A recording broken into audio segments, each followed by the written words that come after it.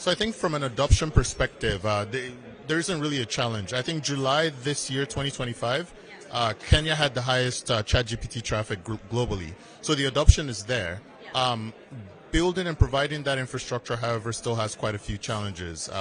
You've got regulatory, financial, you've got power issues, but ultimately our goal is to start wherever we can and de-risk and solve some of those problems as we see them pop up. So how do you think what it does renewable power data centers change the economics of digital infrastructure in Africa? So at the core of what's happening is power, right? So for us, renewable energy, I mean, the most abundant resource we have is the sunlight. So renewable energy, solar, it's quite a key component. There are quite a few countries as well with stable grids. So you tap into the grid, you supplement with solar. I think those are the underpinnings of what we're trying to do. So on the continent, once you de-risk from a power perspective, the next question is, where do you get the capital, right? We're also not building massive hyperscalers. The goal is to meet the demand in country, to provide sovereign capacity in country, and this is at a much lower price point.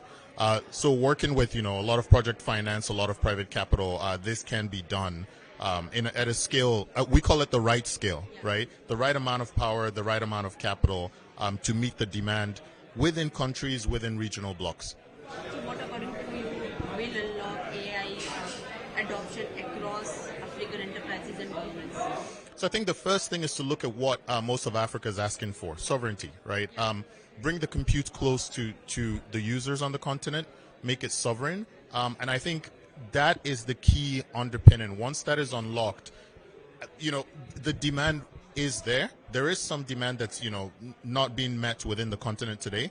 But as that demand grows, there's going to be a need for sovereign, low latency access to AI. And that's where our company comes in. So how do you see India and Africa can work together when it comes to adoption of AI and building the centers?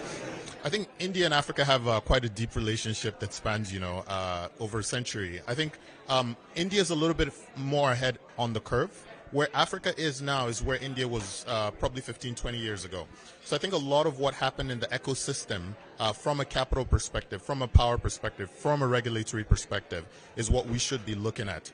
There's a very deep integration of public-private partnerships in India. And I think that's where the continent is starting to shift to, where you have a mix of private capital, private institutions, industry, working together with governments and higher education to solve some of these problems